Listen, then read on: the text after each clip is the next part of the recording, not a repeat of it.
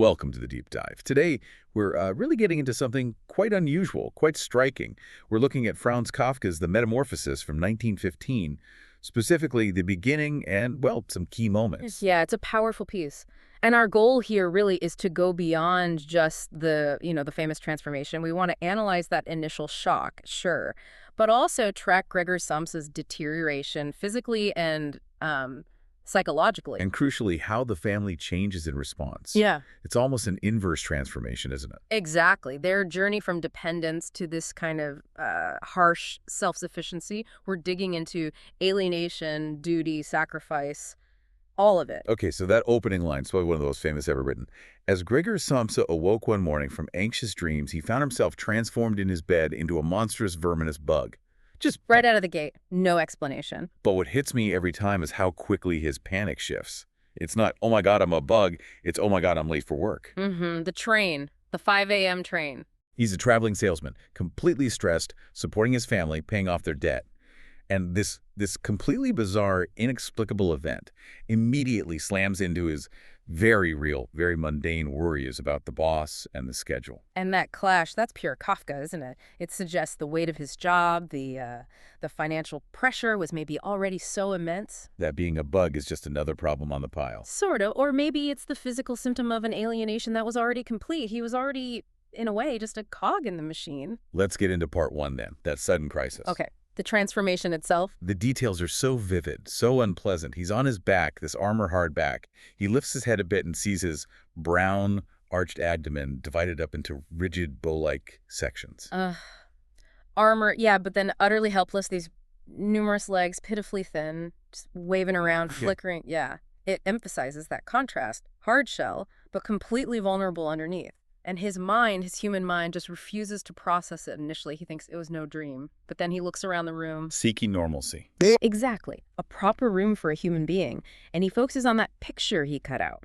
The woman in the fur hat and boa.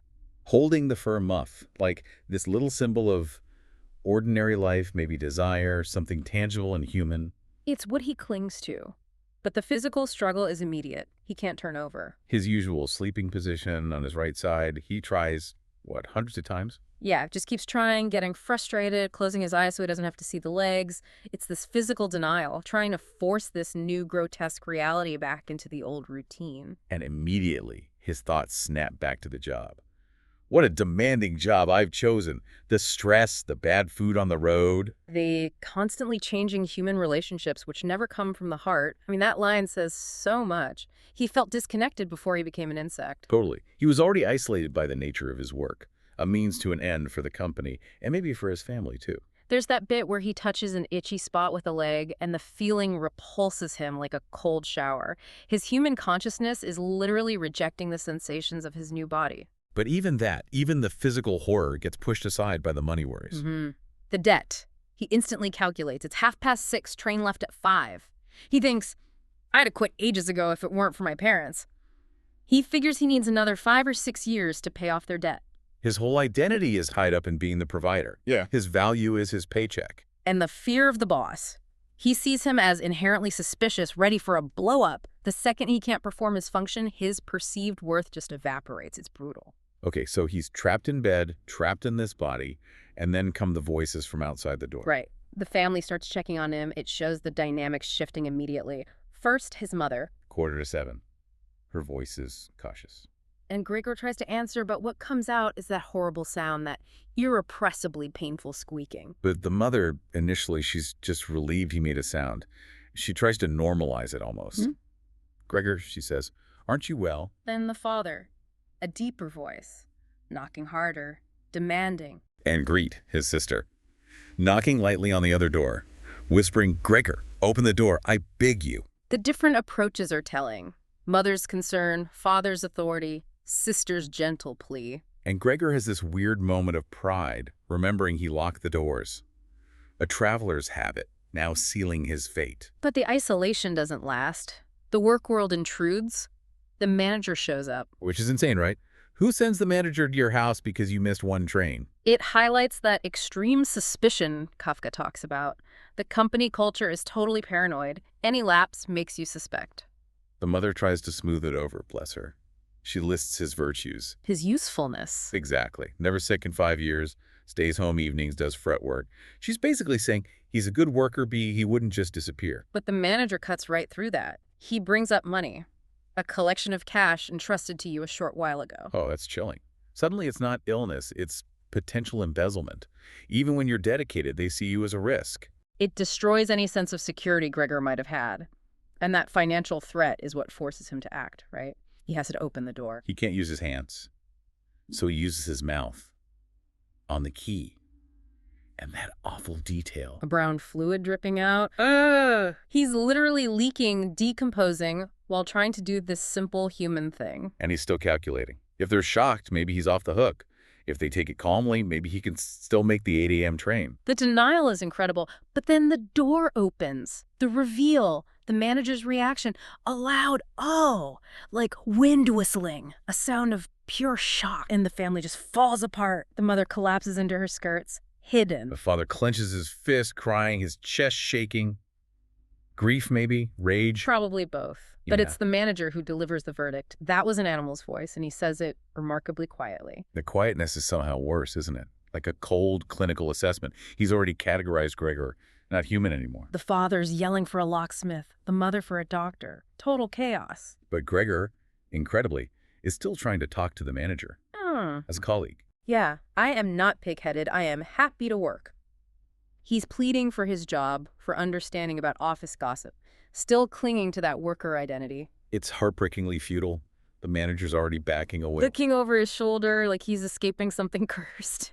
Gregor knows he can't let him leave like that. The family's finances depend on it. So he scurries out, trying to intercept him, and feels that brief moment of physical competence using his new limbs. Like a last surge of desperate energy.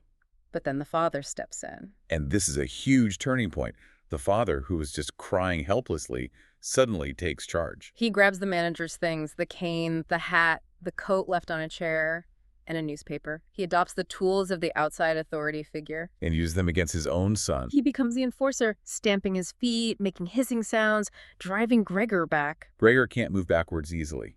He's worried about being too slow, making his father impatient, even now. The pressure is relentless. The newspaper flapping, the hissing. Gregor gets stuck in the doorway. Flank injured, legs twitching, just trapped. And then the father gives him that really strong, liberating push. Liberating for who? The father, maybe. Definitely not Gregor. He's shoved violently into the room, bleeding severely. And the door slams shut. With the cane. Yeah, that sound. It's the end of his human life, isn't it? He's officially contained, expelled. Absolutely. Caged by the very person he was killing himself to support. It sets a grim tone for the next part. Okay, part 2. Adaptation, isolation. The duties start shifting. Yeah, chapter 2 starts with Gregor waking up later. He smells food, but he's hurt. That whole left side is like one long scar. From the struggle with his father. Yeah. And one leg is badly injured. He's marked by that conflict. And his tastes have completely changed. Grant leaves food, but he turns away from milk, his favorite drink. Instead, he goes for the garbage, basically. Old rotten vegetables, leftover bones, moldy cheese. Stuff they'd declared inedible before. His biology has shifted entirely. He can't share their food, their world anymore. And Grin, she's trying to care for him. Sort of, but the disgust is obvious. Using a rag to handle the bowl.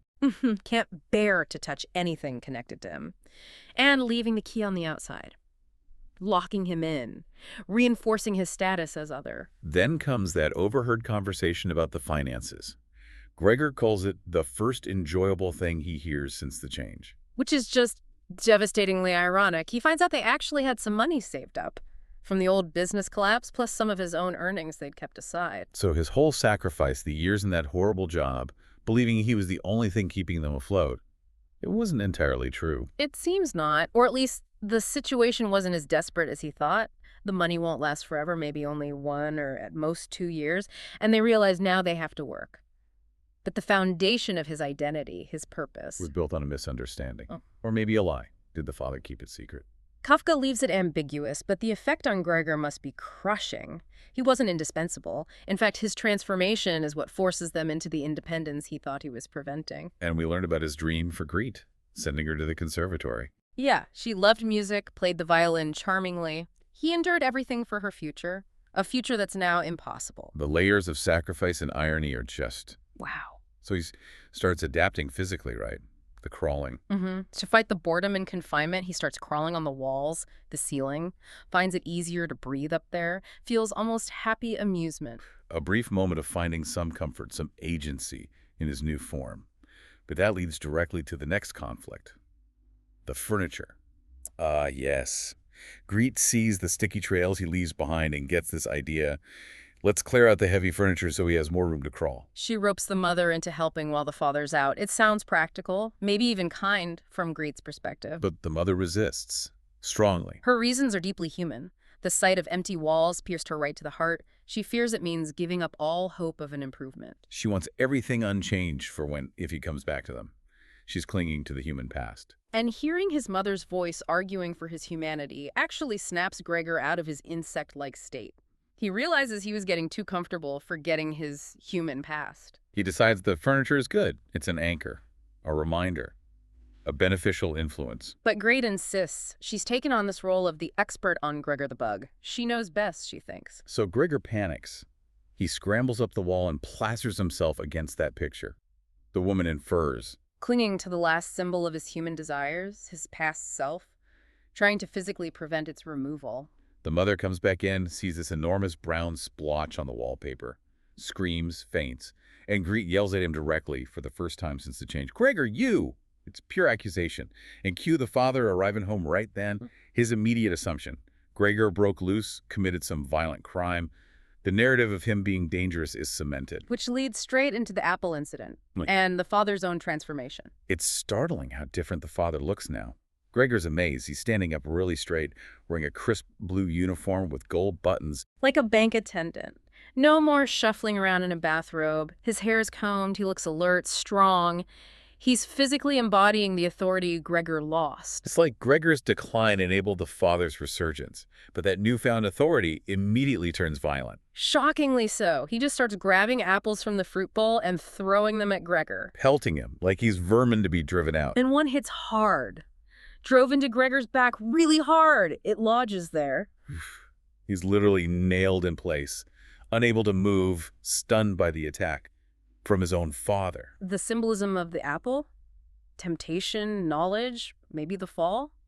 But here it's just a weapon, a marker of ultimate rejection. The attack only stops because the mother intervenes, rushing out in her underclothes, tripping, begging him to spare Gregor's life. Her raw desperation halts the violence, but the damage is done. That apple stays embedded for over a month. A visible reminder. It cripples him further. No more climbing, just chronic pain. It's the physical manifestation of the unhealed wound within the family, the burden he carries. Okay, Chapter 3. The Long Decline. Yeah, it's bleak. That apple injury dominates everything. Gregor is now essentially an invalid, shuffling around. But there's a small change. The father starts leaving the living room door cracked open in the evenings. Maybe a tiny flicker of guilt, or just habit. Gregor sees it as a satisfactory compensation. He can lie in the dark and watch them. And what he sees is exhaustion. Sheer, grinding exhaustion, but also purpose. The father sleeps in his uniform, refusing to take it off, like he's always on duty. Complains, "This is the peace and quiet of my old age." The mother sews late into the night for a fashion shop. Greed studies shorthand and French, aiming for a better job. They're all working relentlessly. The irony, again, his inactivity has forced their activity. They're selling off jewelry now, feeling trapped in the apartment because moving Gregor seems impossible. And the neglect deepens. Greed's care becomes perfunctory, even hostile. Right, just kicking food in, sweeping leftovers out with a broom, total revulsion. She gets fiercely protective of the task of caring for him, though. Like, it's her burden to bear. She throws a tantrum when the mother tries to clean the room, but her own cleaning methods, using buckets of water, make Gregor sick. Her care has become about her own sense of sacrifice, not about his actual needs. And then the final step in his dehumanization, the cleaning woman. Yeah, this huge, bony woman. She's completely unfazed, calls him old dung beetle. Hey, look at the old dung beetle. She doesn't feel the horror or pity the family does. She just sees a big bug. Threatens him with a chair once. She represents a kind of brutal, objective reality. He's just a thing to be dealt with like any other mess. The pressure keeps building. They need more money, so they rent a room to the lodgers. 3 serious-looking gentlemen with beards, very fussy about tidiness. and they immediately become the new center of the household. Everything revolves around them now. Gregor's room becomes a storage space for junk. Ash bins, garbage pails. He's literally being treated like refuse. He watches them eat, hears their teeth chewing, and it just deepens his sense of isolation and hunger. Which brings us to that absolutely pivotal scene, the violin recital. Greet plays for the lodgers, hoping to impress them, maybe keep them happy. The family watches, captivated. But Gregor's drawn by the music too. It touches something deep inside him. He feels as if the way to the unknown nourishment he craved was revealing itself. A last flicker of connection to beauty, to humanity. He inches his head into the living room, and he has this fantasy. Heartbreaking. He imagines telling Greet about his plan for the conservatory, reclaiming his role as the provider, the one who could give her that future. Kissing her neck, it's all about connection. But reality intrudes brutally. The lodgers get bored with the music. They start chatting, annoyed. And then the middle lodger sees Gregor. Points. That's it. The music stops. Greet puts down the violin. The spell is broken. The lodger immediately gives notice, refuses to pay, threatens legal action because of the disgraceful conditions, spits on the floor. The ultimate insult. The family's shame is now public and has immediate financial consequences. This is the breaking point. Yeah. Greet bursts into tears and delivers her verdict. Things cannot go on like this. We must try to get rid of it. Note the it. And her reasoning. Hmm. It's just brutal. She says they have to stop thinking it's Gregor. If it were Gregor, he would have long ago realized that a communal life is not possible with such an animal and would have gone away voluntarily. She's basically saying the truly loving Gregor would kill himself to spare us this. It's a complete inversion of care and duty. Absolutely. She frames self-erasure as the ultimate act of love. The creature is inconvenient, therefore the real Gregor must want to disappear. The father just nods, accepting her logic. And Gregor hears this and accepts it. He agrees. His own thought of disappearing, Kafka writes, was even more decisive than his sister's. He starts the slow, painful turn back towards his room. For the last time. He lies there in the dark, feels the pain lessen. And then around 3 a.m. Without willing it, his head sank all the way down, and from his nostrils flowed out weakly out his last breath. It's quiet. A release, almost. The discovery is anything but quiet, though. The cleaning woman finds him. Pokes him with the broom, shouts, "Come and look! It's kicked the bucket! It's lying there, totally snuffed." So blunt, so devoid of sentiment. The family's reaction? Relief. Pure, unadulterated relief. Now we can give thanks to God. Greet notices how thin he was, that he hadn't eaten. A factual observation, devoid of grief. And with Gregor gone, the father finds his voice, his authority. He kicks the lodgers out. Get out of my apartment immediately. And they just leave. His newfound decisiveness, fueled by Gregor's death, works. Then the family takes a day off, a day of liberation. They ride the Tron out of the city into the open air. Symbolic. Leaving the dark apartment, the shame behind. They talk about the future. Their jobs are okay. Prospects are not at all bad. They plan to move. A smaller, cheaper, better apartment. Downsizing, shedding the past. And the final, really unsettling observation, Mr. and Mrs. Samsa look at Greet. Notice she's blossomed recently into a beautiful and voluptuous young woman. And think, it's time to seek out a good, honest man for her. His death has cleared the path for her future, her marriageability. The last image is Greet stretching her young body. Free. Ready for life. A life built on his accents. It's a chillingly pragmatic ending. So, wrapping this up, we've seen this incredibly rapid arc. From Gregor's very human worry about being late, to the horror, the isolation, the injury, to his death and the family's almost immediate recovery, all in maybe a few months, weeks even. It feels compressed, yeah. The burden shifts so clearly. First, Gregor carries the financial weight, then the physical weight of the transformation. And finally, his death lifts the psychological and economic burden from the family, allowing them to transform. The final irony feels so cold. Years of him working himself to the bone foster dependency. His death forces their independence and ultimately their stability.